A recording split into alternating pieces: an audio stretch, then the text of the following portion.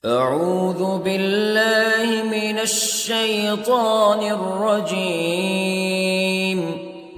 بسم الله الرحمن الرحيم. الرحمن علم القرآن خلق الإنسان علمه البيان. الشمس والقمر بحسبان والنجم والشجر يسجدان والسماء رفعها ووضع الميزان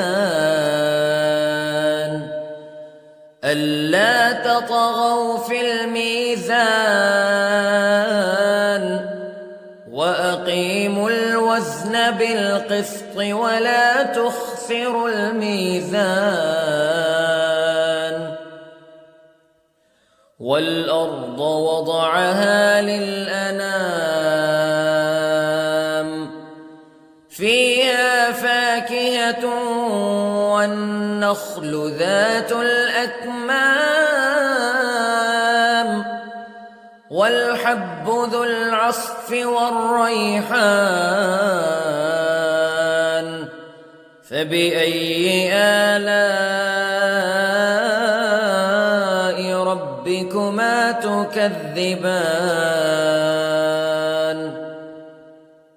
خلق الإنسان من صلصال كالفخار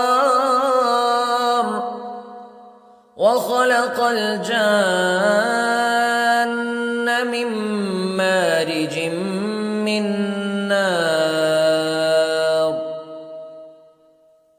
فبأي آلاء ربكما تكذبان. رب المشرقين ورب المغربين فبأي آلاء ربكما تكذبان. مرج البحرين يلتقيان بينهما برزخ لا يبغيان فبأي آلاء ربكما تكذبان. يخرج منهما اللؤلؤ والمرجان فبأي آلاء ربكما تكذبان. وله الجوار المنشآت في البحر كالأعلام فبأي آلاء ربكما تكذبان.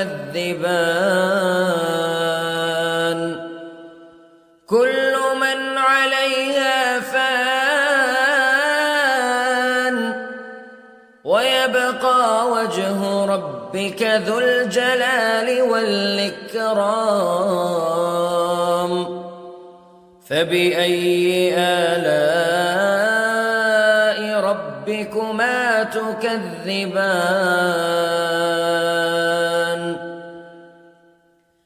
يسأله من في السماوات والأرض كل يوم هو في شأن فبأي آلاء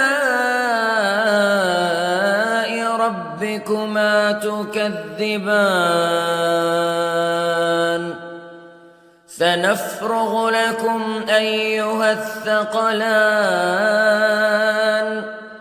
فبأي آلاء ربكما تكذبان.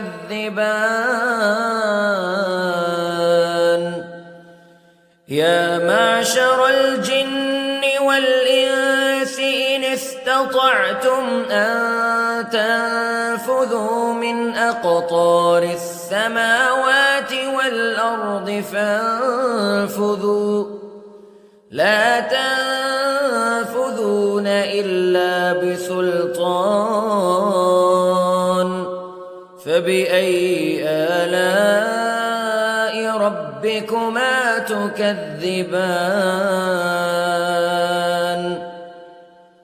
يرسل عليكما شواظ من نار ونحاس فلا تنتصران فبأي آلاء ربكما تكذبان فإذا انشقت السماء فكانت وردة كالدهان فبأي آلاء ربكما تكذبان فيومئذ لا يسأل عن ذنبه إنس ولا جان فبأي آلاء ربكما تكذبان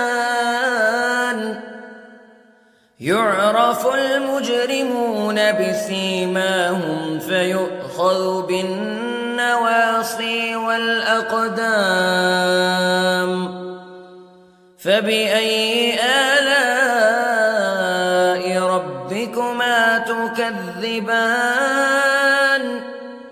هذه جهنم التي يكذب بها المجرمون يطوفون بينها وبين حميم آن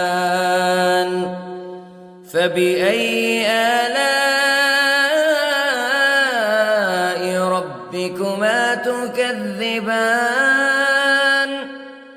ولمن خاف مقام ربه جنتان فبأي آلاء ربكما تكذبان ذواتا أفنان فبأي آلاء ربكما تكذبان فيهما عينان تجريان فبأي آلاء ربكما تكذبان فيهما من كل فاكهة زوجان فبأي آلاء ربكما تكذبان متكئين على فرش بطائنها من استبرق وجنى الجنتين دان فبأي آلاء ربكما تكذبان فيهن قاصرات الطرف لم يطمثهن إنس قبلهم ولا جان فبأي آلاء ربكما تكذبان كأنهن الياقوت والمرجان فبأي آلاء ربكما تكذبان هل جزاء الإحسان إلا الإحسان فبأي آلاء ربكما تكذبان ومن دونهما جنتان فبأي آلاء ربكما تكذبان